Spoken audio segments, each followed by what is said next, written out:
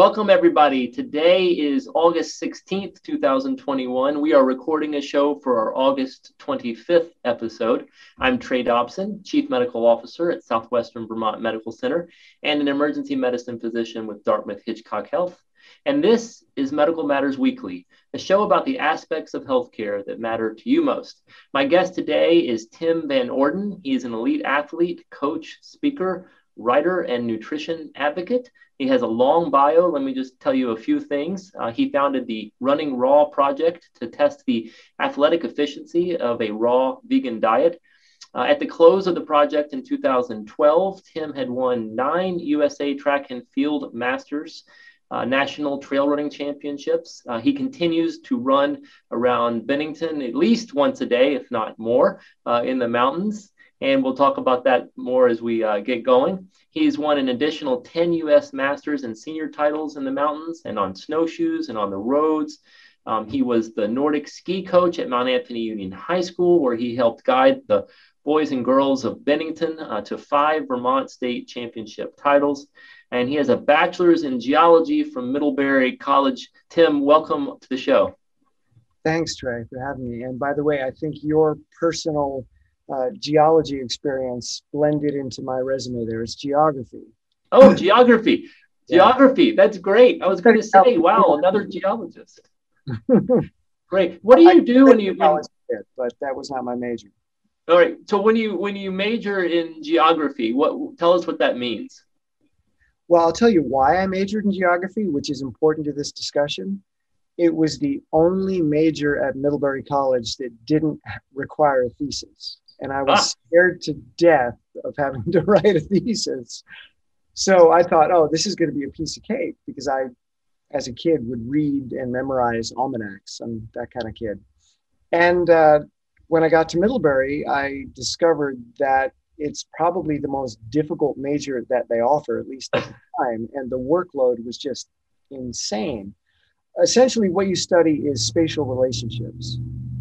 So that can apply to what most people would consider geography, where people live, what they do, where the borders are, how different things are organized politically. But it can also relate to chemistry and geology and biology, how things interact spatially. So it's kind of a science that holds all the other sciences together, philosophical level. So I had no idea what I was in for. Well, right when you started, you were probably at the heyday of the beginnings of GIS and information systems. And it's become, if you are a geography major now, you are also almost a computer science major at the same time. Yeah, when I was there, I took cartography as a freshman because my intro to geography professor would always see me drawing while she was lecturing. And she one day came over to my desk and said, "What are you doing?" And I was drawing maps. So she said, "You should study cartography." And she talked to the professor. It's a senior level course. So normally they wouldn't let a freshman into that course, but she showed him my drawings and he allowed me into the class. So for 4 years, which is not normal for the geography progression, I studied and trained in cartography and GIS systems. Middlebury had one of the earliest GIS labs in the country. So We've gotten this new Idrisi system, this ancient computer, which now people would look at and say, what the heck is that? But we would take maps, and by hand, we had this pen attached to the computer, and we would enter data points. We were basically by hand entering topographic data points and building these models. And it was a lot of fun, but it was tedious. Yeah, well, I can imagine both. And I know it was probably interesting to you, like myself and others that live around these areas that like to navigate the mountains and the trails. So let's talk about your background, where you grew up and how you got into health and fitness and well-being. So I was born in Bennington and lived here most of my life. Went to Mount Anthony. I was, I don't know if I should say that I was an athlete, but I definitely engaged in a lot of sports. I was on the track team, cross-country running team, the ski team. And that kind of defined what I did after high school athletics. I chose Middlebury because of their ski team and their athletic reputation. I'm sorry, academic reputation. But then in the mid 90s, I moved to Los Angeles and lived there for 10 years. And that kind of opened my eyes to the world in a way that Bennington never did. And then in 2007, I came back and have been trying to take what I learned in LA and see how that interacts with living here in Bennington and in Vermont in general. So was it a particular person or group of people, or how did you get into the effects of eating and exercise on not only athletic performance, because I know you do specialize in that, but also just for the general population and their health and well-being? Yeah, so I effectively retired, in quotes, from athletics in 1989. I was at Middlebury. I graduated in 1990. And by the time I got into my junior year, I wasn't training. I wasn't doing the training required to be competitive. And that was largely related to depression. And there are various, we can go into background if you want, but basically I started dealing with depression in my late teens, early 20s, and I had a really difficult time athletically and academically. And so when 1989 rolled around, I called it quits and didn't start up again as an athlete, even though I coached the high school team from 1992 to 1997, I think. I would mostly just kind of stand around and work with the kids that needed technique work. And I'd tell the faster kids, here's the workout for the day, go do it, have fun. But mostly I was helping the kids with technique. So I wasn't really athletically engaged. So it wasn't until 2006 that I decided to rediscover myself as an athlete. And that occurred because at the time I was living in Los Angeles, working at a vegan restaurant, and had a pretty serious health crisis. And my depression had come back to the point where I was largely incapacitated. And the restaurant that I was working at was a vegan restaurant, kind of the premier vegan restaurant in the Los Angeles area. And we would get a lot of what were called raw foodists who would come in and eat there because we had incredible organic salads. So a meal of a salad, not a side salad, but these really large, pretty varied in their components, these incredible salads. So people would come there for that, to get good, high quality organic food. And I would talk to them because I thought it was strange. We had a lot of vegan junk food at the restaurant as well. And most people navigated in that direction. But these raw foodists, they would pick my ears and they would proselytize. And there seemed to be a need for them to really kind of promote what they were doing and the benefits. And I just thought they were crazy at the time. But then when my health really started to decline and had a conversation with the owner of the restaurant, and they said, I think you should step down from your position. And I agreed. I would come back and eat there, no longer as an employee. And these people that I had come to know quite well, many of them suggested that I try a raw diet because they believed that it had magical powers, these curative powers that it'd fix anything that ailed you. And I was skeptical and hesitant because I wasn't a big fan of vegetables. But I tried it. I had this very wealthy couple, and they took me to every raw restaurant in the Los Angeles area. And there were quite a few. That actually is a thing, a raw food restaurant where nothing is cooked. Everything is fresh, fruits, vegetables, nuts, and seeds. And I really enjoyed it and decided I would try it for a week just to see. And believe it or not, within a week, there was a significant shift in how I felt in my body. And that was really surprising to me. I did not anticipate that. So I thought I'll do it for another week. And by the time the second week rolled around, what I was experiencing was pretty much gone. The depression was in remission. my physical symptoms, which if you were to, I wouldn't diagnose them, but it was very similar to what one might experience with chronic fatigue syndrome. I have a history of mononucleosis. And I was amazed. So I thought, okay, let's do this for a month. And I felt better and better and better. And okay, let's do this for 6 months. And it kept progressing. So let's try it for a year. And I was very vocal about what was happening to me. Mm-hmm. And I would come back to the restaurant a lot to get, again, the salads that they offered there. And I would talk to the people I used to work with, all the people that were clients there. That it's a very kind of insular group, the vegan community. So you know everybody. And there's a lot of celebrities and sports stars that are vegan. So I would have these conversations. They were very curious about what was happening to me. So I would talk about it a lot, and they started inviting me to share what I was experiencing. So people would have, they'd open up their home and have me come in and talk about what was going on. They were curious. So I started doing some research, like, okay, what are the mechanics of this change? Like, what is happening at a biochemical level, at a physiological level, at a hormonal level? So I got very, very curious and started reading and discovered more and more. And when 1 year of me eating a raw vegan diet had rolled around, I was having a conversation with someone at a Christmas party. And they said, you know, you should make a documentary about this. This is fascinating. You should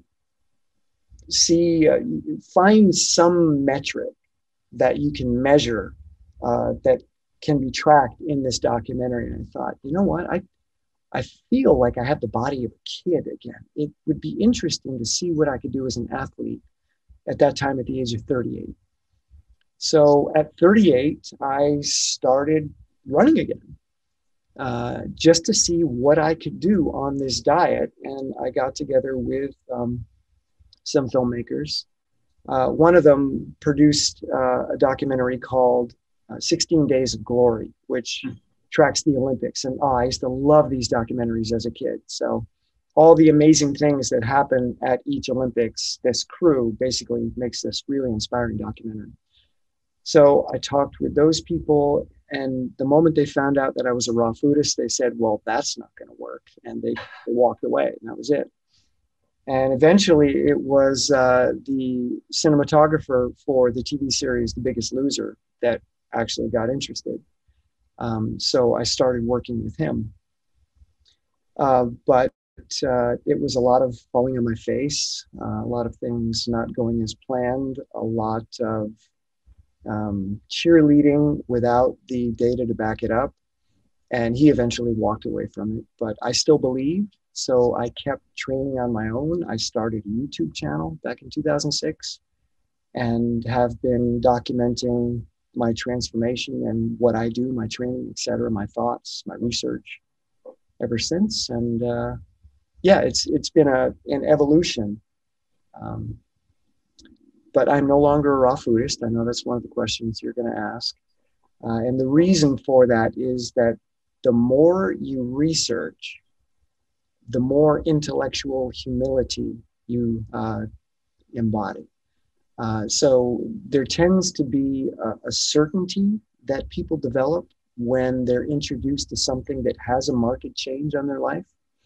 And they think that, okay, I tried it, it was effective, and therefore it works and it's perfect, and I don't need to learn anything about it. And I definitely don't need to disconfirm what people are saying about it.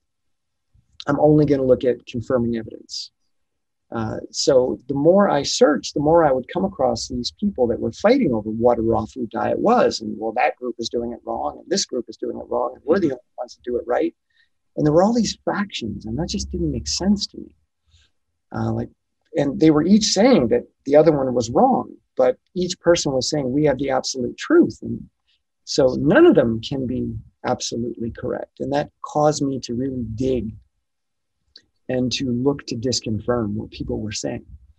I wanted to get to the bottom of what transformation did I have? Why potentially did I have it? is this replicable? Could we take this and give it to somebody else and have a similar experience? Right. So that's what the project was about. I'm an N1 study. So you can't look at what I do and what I've tried and say this can be mapped onto everyone. As you know, it just doesn't work like that. But there's some good data to collect, even in an N1 study. It can prompt larger studies. Right. So, and that was the original goal of the project, was to create a little bit of excitement and hype around this diet so that people would look into it, so that people might do some research. At this restaurant that I worked at, there were a lot of, again, a lot of vegan celebrities who are also sports stars. And a couple of the best skateboarders in the world would eat there on a regular basis. Ed Templeton, Steve Barra, a couple others whose names I can't remember. But they were world champs. And they had pretty much turned an entire generation of skate punks, as they would refer to them, into vegans. Mm-hmm. I was fascinated by that, how these guys, just because they were vegan and the best, had this huge effect on kids coming up and their dietary choices. So when I started this project, it wasn't just to collect data, but it was to try to inspire other athletes who were already well-known. I never expected to be a well-known athlete or the athlete on the cover of anything. I was just trying to get enough data to get other athletes to be curious so that they could in turn inspire the youth of America to change their diets, to potentially be open to healthier diets, because you know what the trends are. Right. And what you described so well, Tim, first of all, thank you for telling that story. It is so remarkable. I can't wait to ask some follow-up questions here. But what you describe is applicable to many parts of healthcare, medical treatments. And that is, there is a bias that can develop, not only among the physician or the practitioner, but the individual themselves. And being cognizant and aware of that bias is so important. For example, if you went and said, if someone said to you, I think a lot of that transformation that you experienced was actually in your head and not due to the diet, an appropriate response might be, you could be correct, but I actually don't care because it had such a positive effect. Now, where we get into problems are when people fall for very expensive treatments that don't actually lead to much benefit, dangerous treatments, or the opposite, where they ignore the benefits of certain practices that can help them in the name of something that they believe that ultimately causes harm. In this case, it happened to you. You said you're an N of one, but it did work. And it certainly wasn't dangerous. It might have been a little bit more expensive, but you managed that because you were focused on it. And so it shows that in the right setting, it will work likely for some others. You said, is it applicable to the general population? Perhaps some, for sure. I certainly know many people that benefit from at least a vegan diet, if not a raw diet, and they don't do it all their lives necessarily, but it does get them through. So now you're no longer following a raw diet. What are you doing? So again, back to the idea of evolution and investigation, what you discover is that any diet with a label and a particular ideology that accompanies it is just that. It's an ideology. It's a dogmatic practice. And I'm not interested in that. What I'm interested in is getting to an evidence-based foundation of what is effective and why. And there are a lot of things that are part of a raw ideology that are simply not effective. They didn't work for me. They did the opposite. I had negative effects eating in a particular way. And secondly, it's unnecessary because we've constructed this term called raw food or raw foodism. And what does that even mean? Like, right. People argue over the definition and why. Like, what is the goal? Is the goal to eat foods that are under 105 degrees Fahrenheit? Or is the goal to maximize your health or athletic potential? My goal is to maximize health. And there are foods that are boiled or baked, or I tend to avoid fried foods when I can. But if boiled potatoes or boiled rice or baked wheat bread has a positive net effect, then why should I avoid it? Right.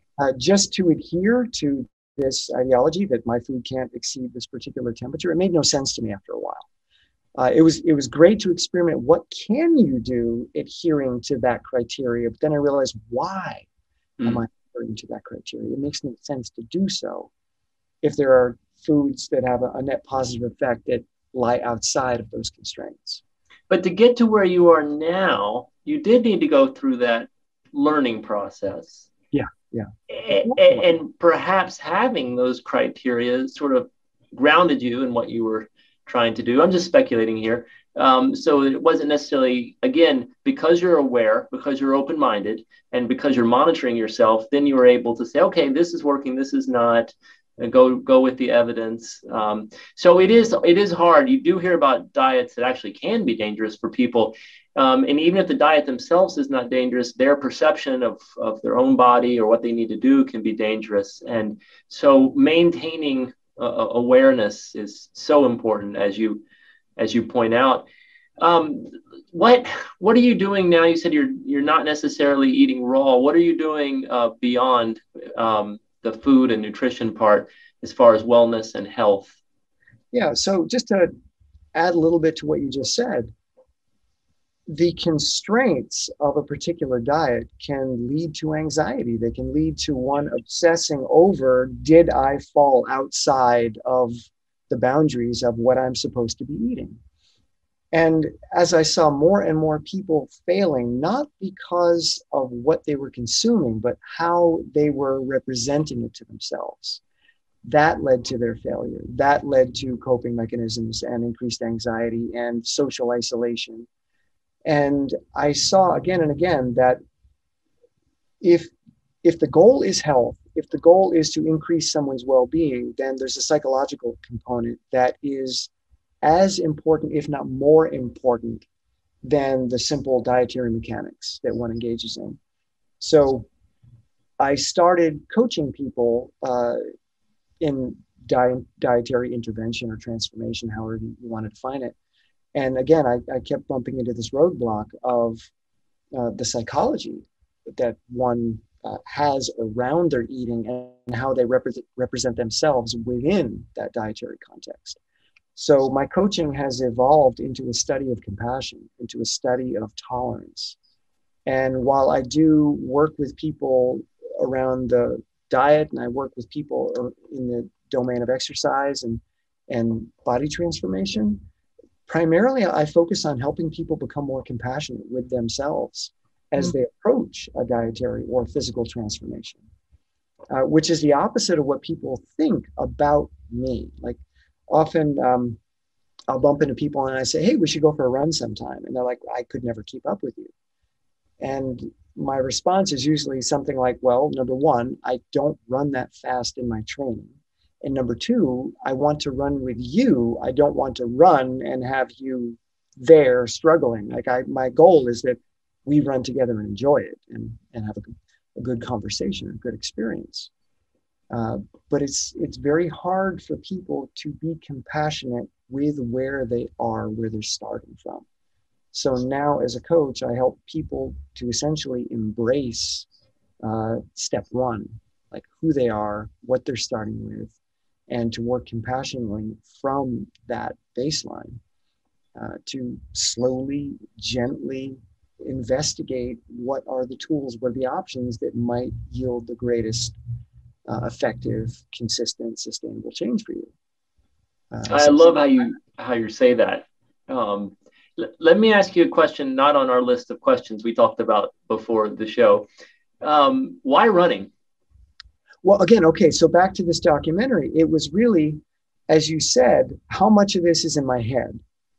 Okay, I've got this incredible transformation. I feel like I'm 18 psychologically. Like my representation of self.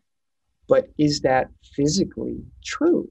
Mm-hmm. So let me engage in an activity that is very easy to quantify, running. 400-meter track is a 400-meter track, no matter where you do it, and a watch is a watch. So I wanted to collect data that would indicate progression or lack thereof. So running is a great way to measure performance. There are a lot of biomarkers that can be measured as well. VO2 max, lactate threshold, buildup of certain, metabolic byproducts, etc. So that was the original goal, to collect the data, to have a metric, rather than just people saying, I feel fantastic. Okay, maybe you feel that way, but your body may still be in decline, or at least in stasis. So I wanted to get to the bottom of it. Right.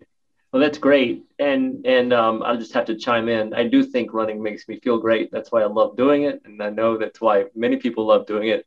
And as you said, it's easy to quantify. It's also inexpensive for the most part compared to many other sports, accessible to the public, and really does go to the root of our own human physiology. I mean, riding a bike is fantastic. Doing complex athletic work is fantastic, but they all take a special level of dedication and resources. And running is kind of that lovely basic thing that anyone can go do with a pair of shoes or not, as many people have been doing over the past decade. What challenges do you face when you're working with individuals as a coach? So a couple things. Number one, when people look for a coach, there's something that they want to fix, change, improve, etc. There's a goal that they have. Something's not right, or I know what to do, I just can't get myself to do it. So I'm going to reach out to you, and you're going to hold me accountable. Or you're going to give me the magic program that's suddenly going to change everything. And in my initial intake conversation that I have with people, it's really about disappointing their goals and helping them to see that the goals that they've set are primarily about trying to feel good right now, rather than creating a long-term plan of improvement, creating a process that will over time yield a positive health outcome or a positive self-image outcome. There's a guy I used to listen to years ago, and one thing that he said that still sticks with me, his name is Steve Chandler. I don't recommend him anymore, but this one quote, it's not what a goal is, it's what a goal does. Mm. So as a coach, I want to know, what does that goal do for you right now? So people will say, I want to run a 100-mile race in 6 months. Okay, well, what does that do for you right now? What does that make you feel? How do you see yourself differently because you have set that goal? And what happens if you don't achieve it? Does the goal lose its power? So my goal as a coach and as an individual athlete is to focus on process. How do we make the process enjoyable? How do we make it inexpensive and sustainable, both psychologically and related to resources, physiologically?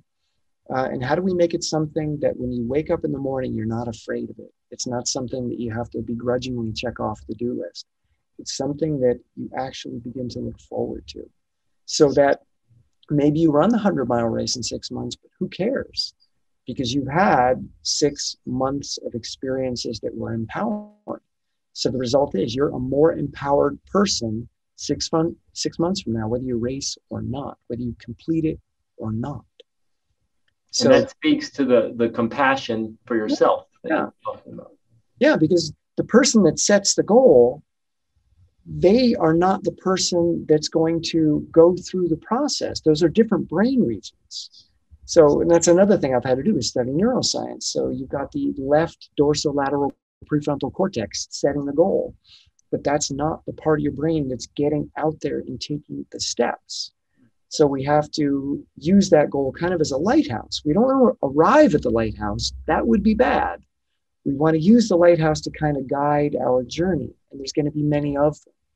So thank you for the suggestion of where this journey might go, but the journey itself is what ultimately matters. So let's make it enjoyable as we move in that direction.